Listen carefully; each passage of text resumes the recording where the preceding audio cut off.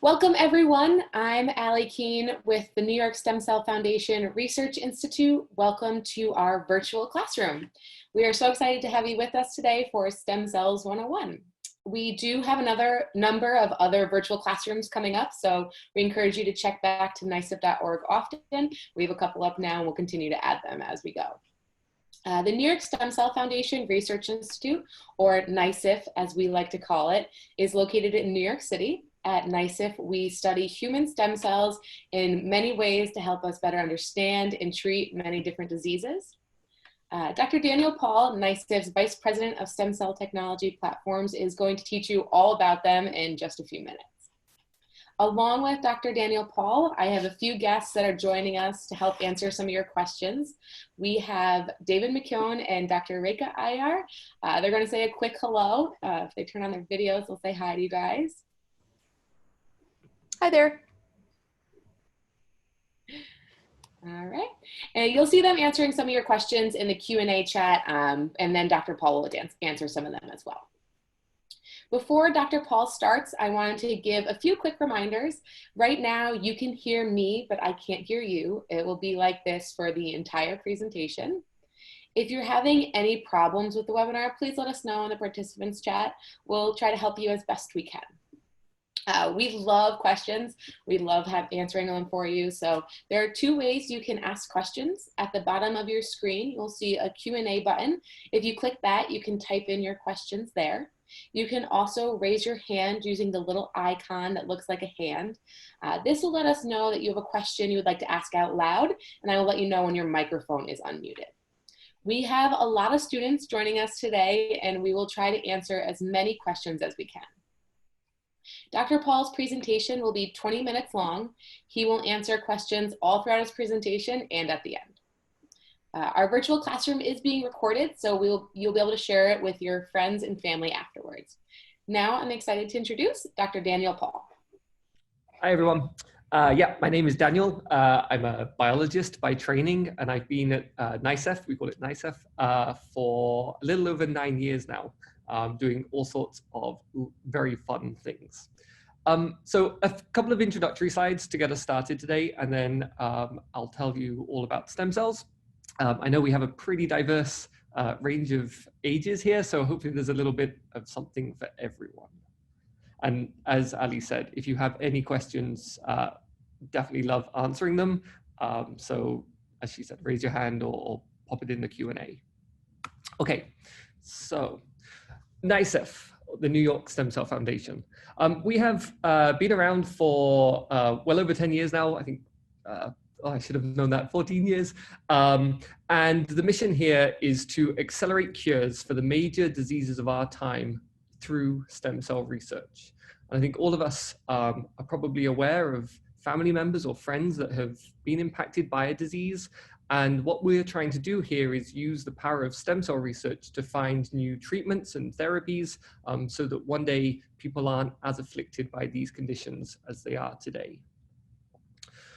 The New York Stem Cell Foundation is an interesting setup in that we don't, unlike most foundations where they typically just fund researchers around maybe the world or the country, we do a little bit more than that. So we have a program where scientists that are based in different universities, both here in the United States and abroad, can obtain funding from us to be able to do their really important research. Obviously, there's lots of people that want to do stem cell research, and so we try and help people do really incredible things all around the world.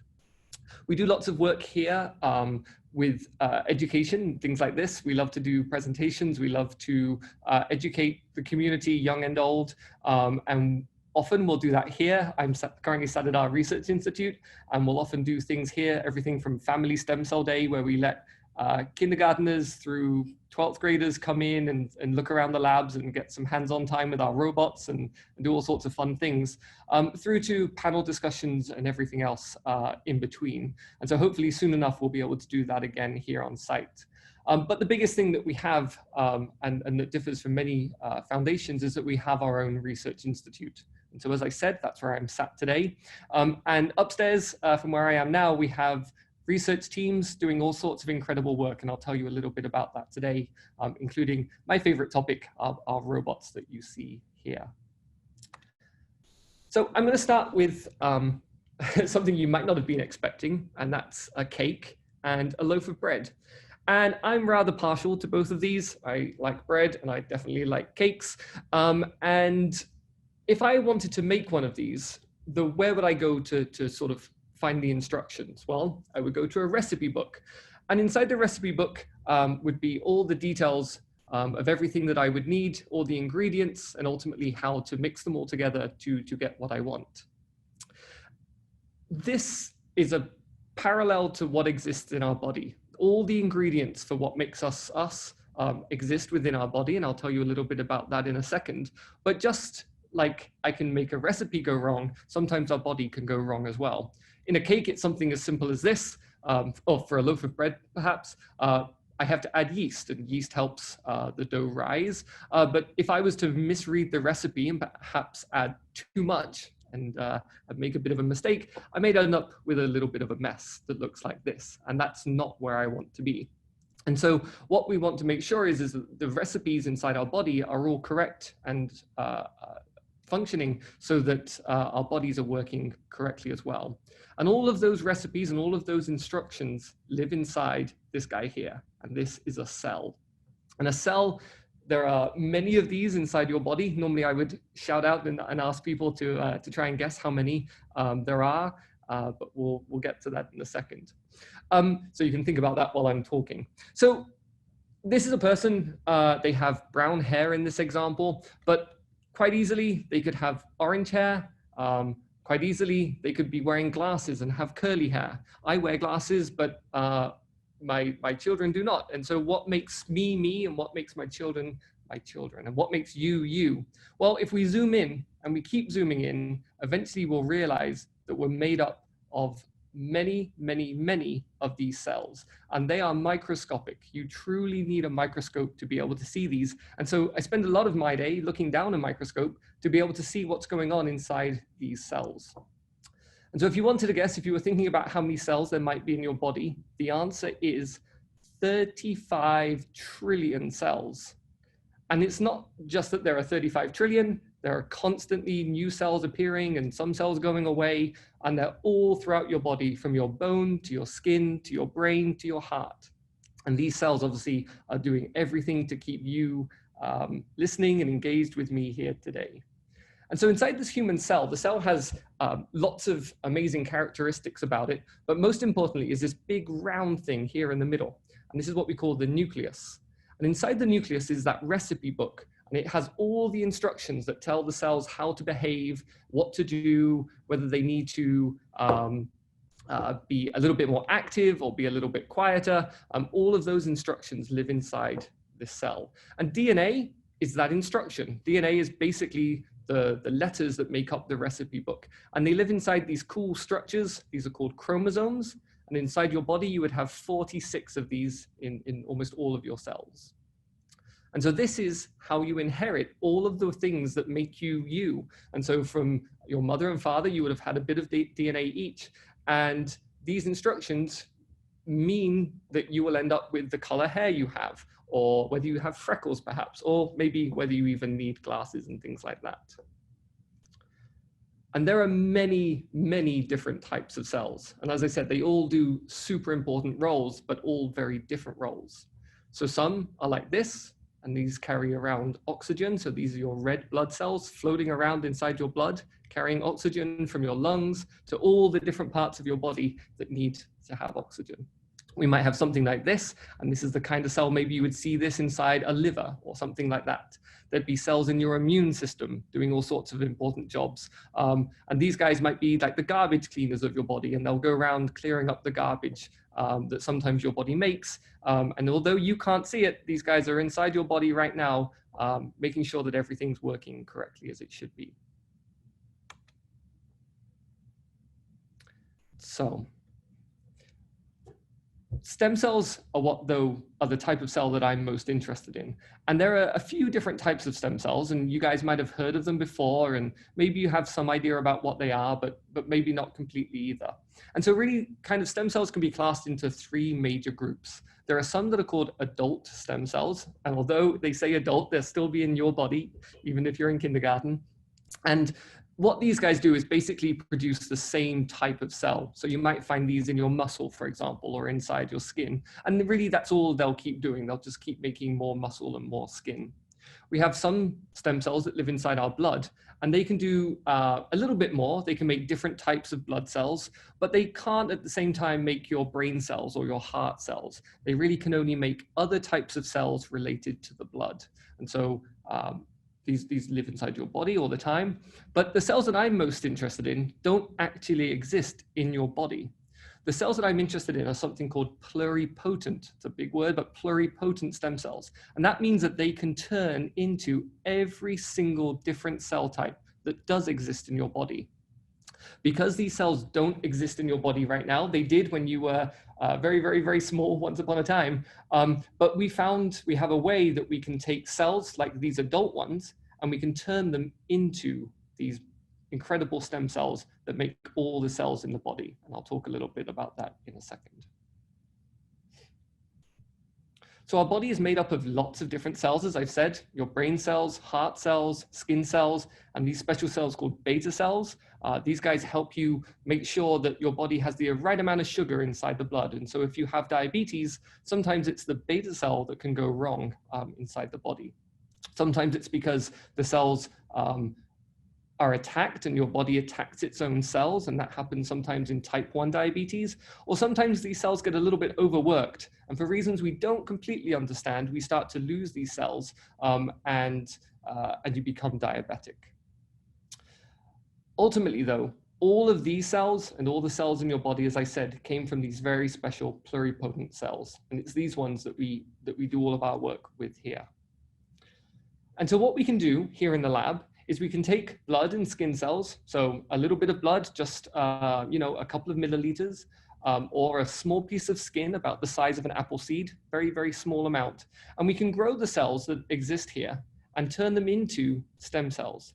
And a few years ago, a scientist, very clever scientist, figured out the way to be able to do this. And within a few years of having made this discovery, he won something called the Nobel Prize. And that is given to the scientists that have made some of the biggest breakthroughs of all time. And so a very, very important prize.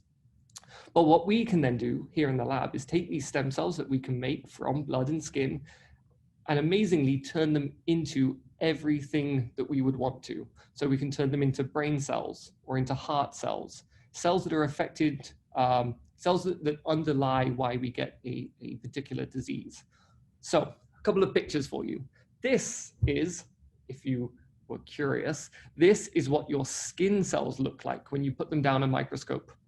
Now, they're not normally this color, I should point that out, but they are, we have some special tricks here in the lab that we can make them glow pretty colors. But this is what your skin cells look like. And they don't really do very much. They kind of just sit in your skin. They're an important barrier, but they don't do too much. And so what we do is turn them into these guys here. And all these little dots that you see is one cell. And these are stem cells. And they like to grow together inside these kind of circles almost. They're almost like circles. And that's called what we call a colony of stem cells. And these guys grow. And if I let them grow and grow, they would fill up the entire room. They just love to keep dividing. And so one cell becomes 2 cells, which becomes 4 cells. And they would just go on dividing and dividing and dividing. And would really keep doing that all the time. Importantly though, why we want to do this is because we want to understand a disease. And so some of you may have heard of a disease called Alzheimer's. This affects mostly older people and can make some people kind of forgetful and things like that. And what happens is inside the brain, some of the cells stop talking to one another correctly, and we start to lose some of the brain cells over time.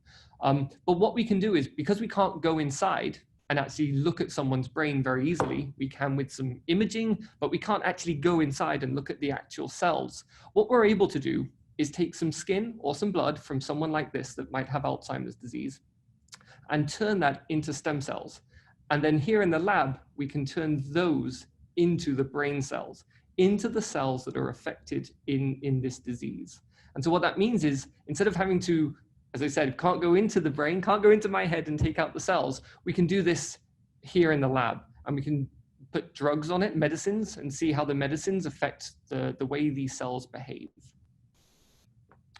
And so ultimately, we can make windows into all sorts of diseases, like Parkinson's, heart disease, some eye diseases like macular degeneration, things like diabetes that I already spoke about. And so here in the lab, normally there's about 70 of us in the research teams studying all of these different diseases. And so we have a team working on diabetes. We have a team that's working on multiple sclerosis, a team working on cancer, on all these different areas. And we all work together under this one roof, and we share ideas a lot, and we all work together to try and find the best ways to find cures and treatments for these diseases.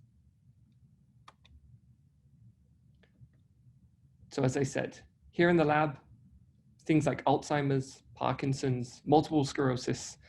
We have a big initiative in women's cancer, diabetes. We study bone injuries, and we can use stem cells to grow pieces of bone, eye diseases, and a whole host of different rare diseases as well. Things that are normally very, very complicated to understand, and maybe only affect maybe a small number of people in the entire world. But actually, when we study these very rare diseases, it can provide us sort of insight and understanding of even how these very common diseases occur. So here is what a few more pictures for you. This is what some early brain cells might look like, and you can see all these projections. And so when these cells meet each other, they start talking to one another, and they can share signals across to one another. Here's some more brain cells. You can see they're all interacting and make this big network all together. And this all happens in the dish. Here are some heart cells beating away. And so again, we can grow these right upstairs. And you see these heart cells beating away in the dish. And here is another example here with these heart cells rippling across. Pretty incredible. And so these are just like the cells that you would find in your heart. And just like you, if you can imagine it being quite dark at night and maybe there's a loud noise, your heart will beat a little bit faster, right? And that's because adrenaline is released into your bloodstream, and it goes to your heart, and it makes your heart beat a bit faster. And eventually you realize it was maybe just something falling off the shelf, and so your heart slows down again and goes back to normal. And that's because something called noradrenaline, or norepinephrine, is released, and it slows things down. And we can do the same things to our cells. We can give them adrenaline, epinephrine, and make them beat a lot faster, and then we can also slow them down as well, just like in that scary incident. But ultimately, one of the things that oh, Dr. Paul, can I interrupt you really quick? Sure, go for it. We have a hand raised, so I don't know if it pertains to what you're presenting to. So I'm sorry if I say your name wrong, but Odile, I'm going to allow you to talk. Can you hear us? So is there a difference between women's cancer and regular cancer? That is a really good question.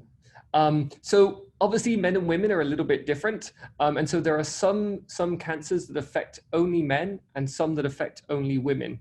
And so we have a particular interest in looking at one type of cancer because it's been very, very poorly researched to this point in time. And it affects a large number of women. And so we want to try and move the research forward. But we have lots of different researchers that we work with, also studying cancers that affect both men and women. So yep, there are some cancers that affect only men or only women. And we happen to be studying one of those here in the lab. I hope that answers your question. Okay. Oh, we have one more question. Let's just answer that really quick. From Anna. So I'm going to allow you. I'm going to allow you to talk, Anna. Can you hear us? Yes. So, like the disease that damages your brain a little bit. my great grandma has that, and she's still alive, but she like has that thing, and when I go over to her, she doesn't even remember who I am. Yeah, that's my great grandmother had this as well, and it's very common, especially when people get a bit older. So as I said, what we're really trying to do here is find a medicine so that people aren't quite don't become so forgetful, because it is obviously very sad when that happens. Okay. Thank you, Anna. Thank you. Okay. Any more, Ali? Nope, you're good to go. Perfect. Okay, so one of the things that I'm really interested in as well is, why doesn't everybody get the same disease? Or why do some people get it when they're younger, some people get it when they're older? And then perhaps as importantly, although there are lots of medicines in the world, we call them drugs here in the lab, but these are medicines. For some people, the medicines work really well. And for some people, the medicines don't work so well. And we don't really know why this happens. Why, if two people take the same medicine, does it work for one person and not for the other? And so that's one of the things that me and my team are quite interested in looking at. And so what we've been doing over the past few years now, 5 years, is collecting samples. So like I said, we can take skin samples and blood samples, and we can turn those into stem cells. And we've been doing that from many, many, many different people, both here in New York City, as well as people that we've actually collected material from around the world. And we've been turning these into stem cells. And so it represents people of all different ethnicities, whether they're men or women, whether they're old or young, if they have a disease, if they're healthy. And so what it allows us to do is look at all of these different people, but instead of needing the people right here, I have their cells, and their cells are like a little model, if you like, of that person. And I can look at their recipe book, and I can check that the DNA inside them, is it different from one person to another, and where is it different, and see if that's the reason why these diseases are happening.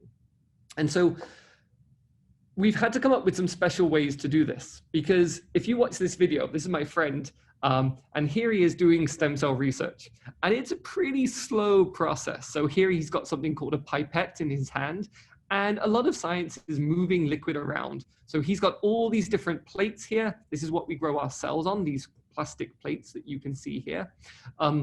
And he's got a whole lot of them to feed today. And so he's moving this liquid around, and he's doing his job, but it takes him quite a long time. And so, you know, for most of us that are scientists, we sit inside this area here, doing our work day in, day out. But if I want to make stem cells for many, many, many people, this one dish that you see here can only have the cells from one person inside it. So if I had to make cells from thousands of people, that's going to take me quite a long time. So what we decided to do here was to build a robotic platform and use robots to do the same work that you're seeing here.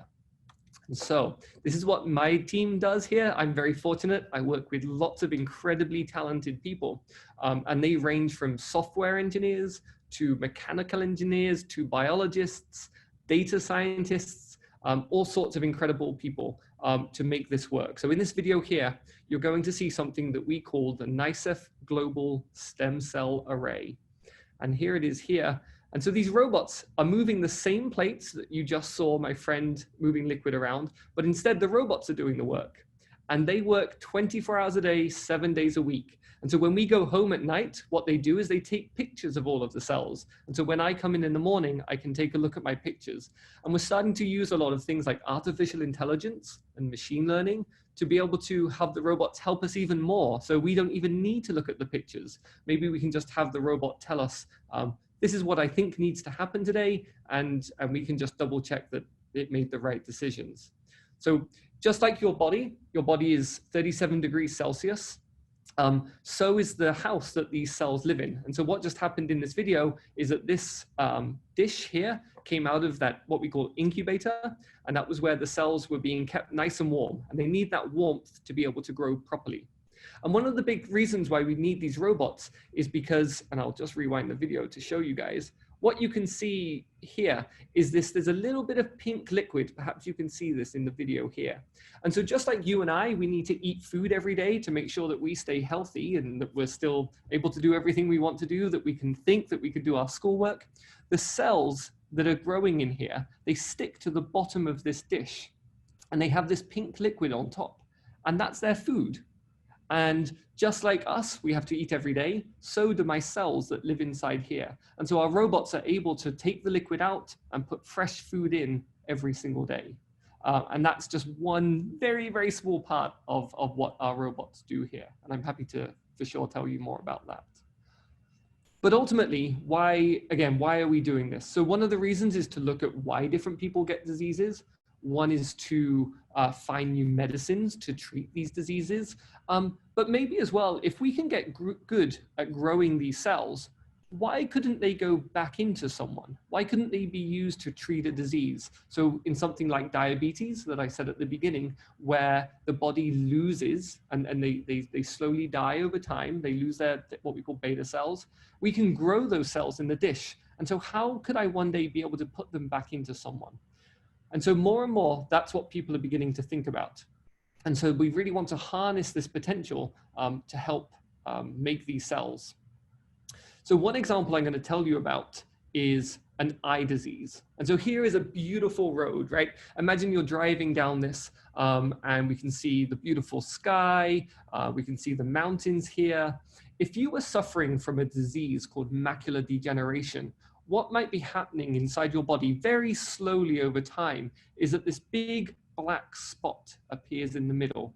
And all of a sudden now, I can't even see this mountain. I can't even see the road in front of me. And so for many people who have this disease, maybe they have to give up driving and they can't drive anymore, or they can't read properly.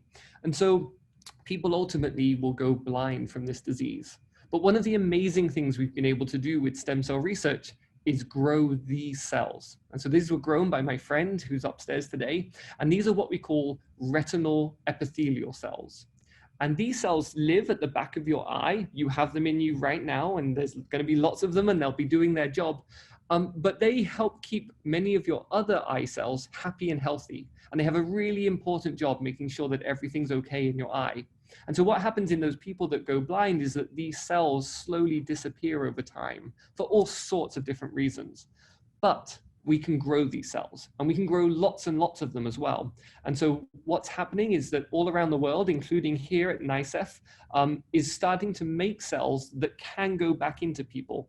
And so there will be clinical trials happening where these cells will go right back into someone's eye and hopefully prevent them from going blind. And so the first few bits of work that have happened so far look really good and really exciting because it looks like it will work. And so hopefully we'll be able to do this with lots of other cell types as well and be able to put them back into their body. So although you've been listening to me, there's lots of people that work here, not just scientists. So you see a lot of different scientists here, but there's also all sorts of people that do an amazing job. So people like Ali and David and Reka who help us in all sorts of ways that we don't even know about. So they help organize things like this, events like this, so we can talk to you. They help do our fundraising for us. They help us make sure that we can do our science in the best way possible. So yeah, really a big thank you to all of these guys that help me do my work as well. So that's everything I have for you, but I'm definitely happy to answer questions now. Thank you, Dr. Paul, and we're thankful for you too, I have to say. So we have lots of questions. I'm going to go to one live first, and then I'll get to some that are in the Q&A. So I'm going to have Sam. He's had his hand up for a little while, so we're going to let him ask his question. So Sam, are you there? Can you hear us? Hi, Sam. What? No. All right, Sam, I'm going to mute you, but if you have your question, just let me know, okay? Raise your hand back up. Melissa, I'm going to allow you to ask your question. Can you unmute your microphone? So, your name is Jackson, tell them. my name is Jackson Miles Hardwick, and I just want to know, how do I donate my stem cells for research, and what will you learn about me? Jackson, that is a really good question. So a little bit of bad news to start. Unfortunately, at the moment, you really have to be a little bit older to be able to donate your cells for a lot of what we do. So most people that donate their cells to us are 18 or older. There are some exceptional circumstances where that's different, but normally that's because someone might have a very, very rare disease and we're able to have their cells. But because people like you are so enthusiastic about giving us a little bit of their cells, it means that we can uncover, all these sorts of things that I was telling you about why different populations of people who come from different parts of the world maybe get one disease where people from another part don't get it. And so this is what's very important to us. If I was to just look at one person, and so here's all my friends here, if I was to pick one person here and look at their cells and look at their body, or the cells that make up their body, I might draw totally the wrong conclusion because I might have picked a girl and those cells would be a little bit different than a boy. And this is why we need to have lots and lots and lots of people, because ultimately, that recipe book that's in all of us, it has all the instructions for making our cells, like I said, is a little bit different from every person to person. But to really understand how all those differences add up, we need samples from lots and lots of different people. So unfortunately, you can't quite donate at this stage, but keep your passion for science, and it's one of the things you can do when you're a little bit bigger. But great question, Jackson. All right, great question. So we have another question from Demu. And I'm paraphrasing a little bit, but can pluripotent stem cells made in the lab actually go back in a human, and is it safe? Yeah, so good question as well. So what we want to do is put back into the body the cells that the body has lost or maybe needs to be a little bit better. What we don't want to put into the body are the actual stem cells. So we don't want to put pluripotent stem cells back into the body, because what I just told you is these cells can make everything and they can grow all day long. They just keep growing and growing and growing and growing. And so if I was to put those cells back into you, you might get something that looks a little bit like cancer, and that would not be a good thing. So what we really want to make sure is that we're going to put back in the cells that that your body is missing or needs to function a little bit better. So like those eye cells I showed you, maybe some heart cells, maybe some beta cells. And so there's lots of scientists all over the world, including us, trying to figure out which are the right cells to put back into the body, and how do we put them there safely as well. We want to make sure that they're not going to hurt anyone if we do put them back in. All right, thank you. Why isn't there a cure for diseases when we've known about some for a really long time? That is a great question. Because it's very complicated. There's no way around it really, which is such a shame. These diseases are incredibly complicated, and like I said, we've definitely made some medicines over the years, and so that's great, but it takes a long time to make a medicine. It takes about 10 years to make a new medicine, and it costs about $1 billion, which is just a huge amount of money. And so although we've known about the diseases a long time, we haven't really been able to find the right ways to make the best drugs for human cells. For a long time, we used to use, and we still sometimes use, things like animals or animal cells, but you're not a rat, you're not a mouse, you're a human, and so we should be using human cells. And so that's hopefully why now drug medicine development will get a little bit quicker. I was going to add something else. What was I going to add? Oh, it's gone. I'm sorry, Ali. I've totally forgotten what I was going to say. Well, when you think of it, you can come back to it. It'll come back to me. We have a follow-up question that kind of matched this. So from Victoria, in order to heal a disease in one person, do you need their cells made from stem cells, or can you use somebody else's cells to help them? That's a great question. Really, really, really important question, because it's still very expensive. So making stem cells and making those eye cells, it costs a lot of money, and it takes a very, very, very long time. So people are looking at both ways. One, could I take your own cells and then put something back in your body. And that way your body would be kind of okay with it, because it would be like, yeah, this is just my cells coming back in. But if you had the cells from someone else, it would be like getting sort of like a heart transplant or a lung transplant. And when you have a transplant, you have to go on some very special medicines for the rest of your life. And what that does is make sure that your body's immune system, all those immune cells running around in your blood system, don't attack it. Because what can happen is that they will attack it and they'll try and basically get rid of it.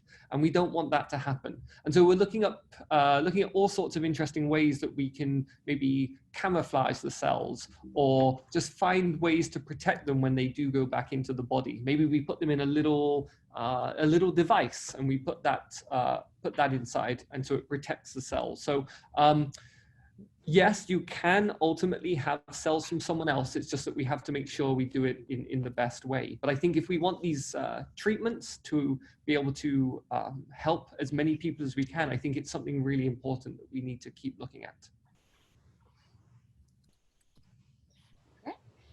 So we have a couple more questions. I'm going to combine two questions. So one of them is from Constantine and one is from Rohan. So the first one is, do you research coronavirus cells, and has NYSCF created any antibodies or vaccines using stem cells? Good question. So let's start with the coronavirus. So coronavirus, as the name suggests, is a virus, and it goes into your cells and causes all the problems that it's causing. And so what we're trying to do here is understand. So we are definitely starting to do some work here, as well as helping others do their work. And what we're trying to look at is, why does the virus seem to affect some people more than other people? So again, this very complicated question of, yeah, you know, we're all human and we look fairly similar. Why does the virus, though, affect, you know, one person far more than another person? And so what we can do here is we can make some of the cells that you find in your lungs, and we can put the virus onto them and see how it affects different people. And so we're teaming up with all sorts of other scientists to be able to do this using perhaps our robots and all sorts of other tricks that we have here. The second part of that question was, have we developed any cures or tests and things like that? So yeah, we've done a few things here. We have a piece of work that I did here when I first came to New York, is actually in a clinical trial at the moment, and that affects a very specific disease called mitochondrial disease. We've got a number of things that have, you know, there are new medicines that are in development, and some of that's come about from our work. And we've helped fund a lot of people that have treatments and new therapies going to the clinic as well. So some of you might have heard about something called gene editing. And what that allows us to do, I didn't talk about it today, but I've talked about this recipe book that's inside our cells, this DNA.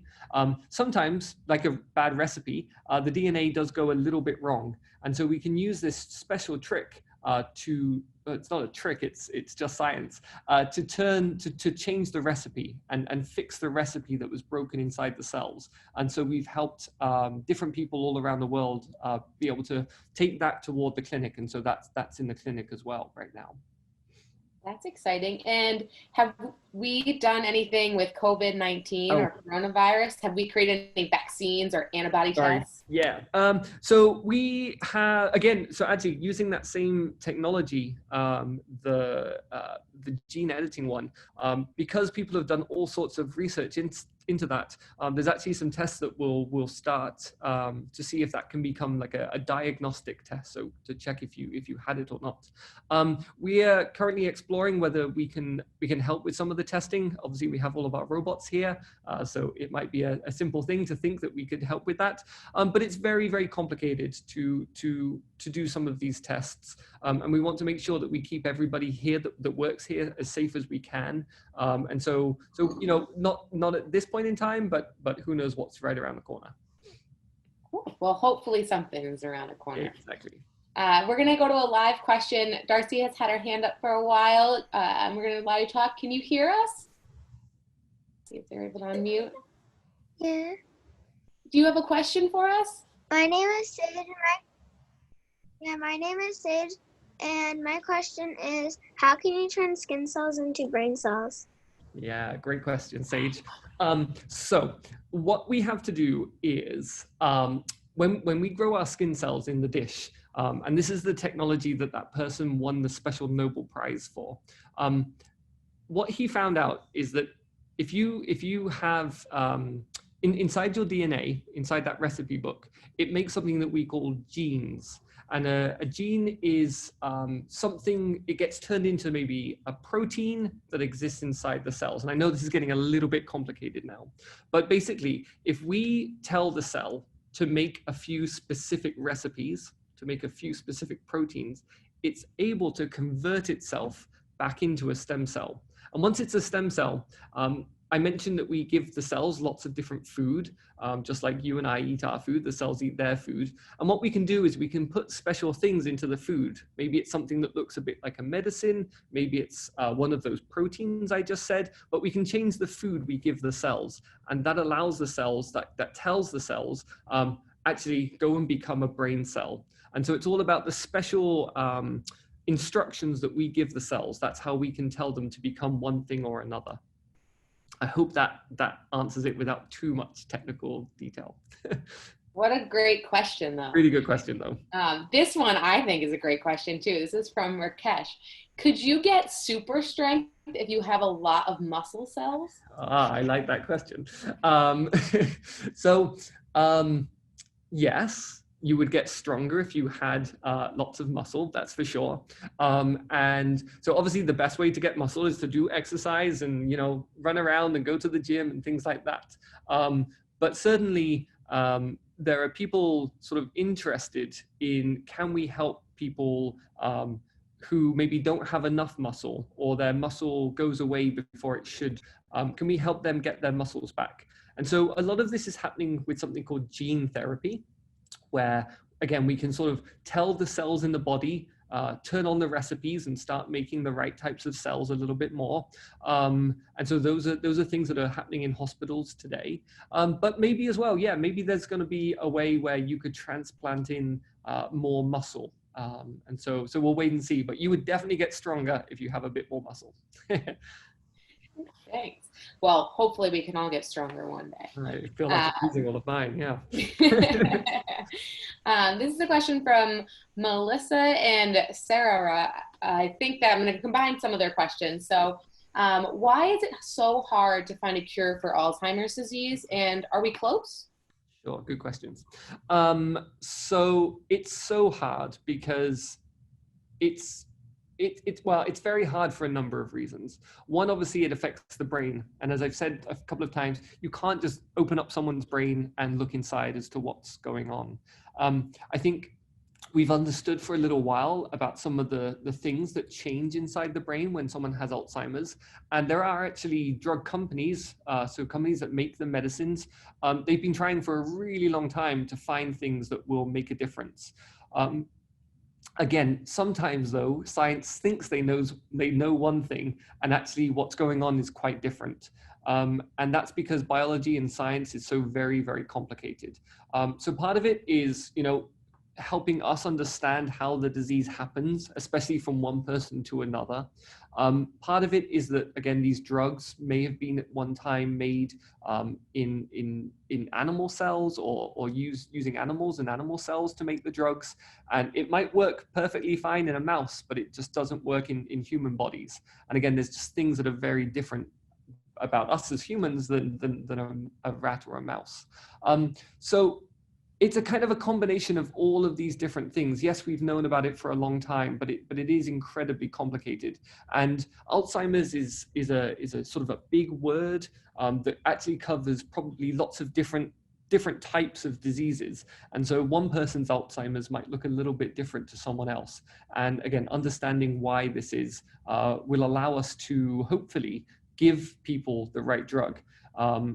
You can imagine that if a drug company was testing a medicine and the medicine affected one particular person, but in their trial, they gave it to the wrong person, it would look like the medicine didn't work, but actually they just gave the medicine to the wrong person. And so part of our job is to try and see if we can figure out who should get the medicines as well. So lots of different reasons. It's very, very complicated why it's been so difficult, but hopefully then there might be some exciting news toward the end of this year. There's a big drug medicine trial that has been happening, and maybe there'll be some good news in not so distant future.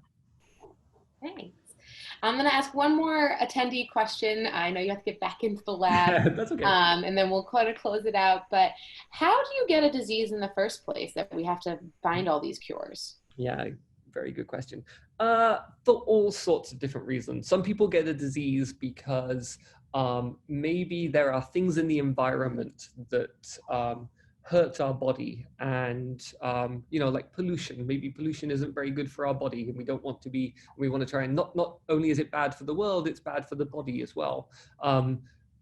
Most diseases, though, the reason why most people will have something go wrong is because of the DNA inside them, because all of a sudden something will change, and the DNA inside your body can change a little bit over time, and so this is sort of how you might end up with cancer and things like that. And so if the DNA changes and the cells start misbehaving, that's how you end up with a disease. So if that recipe goes wrong ever so slightly, instead of being normal, it goes a little bit wrong, and you end up with a disease.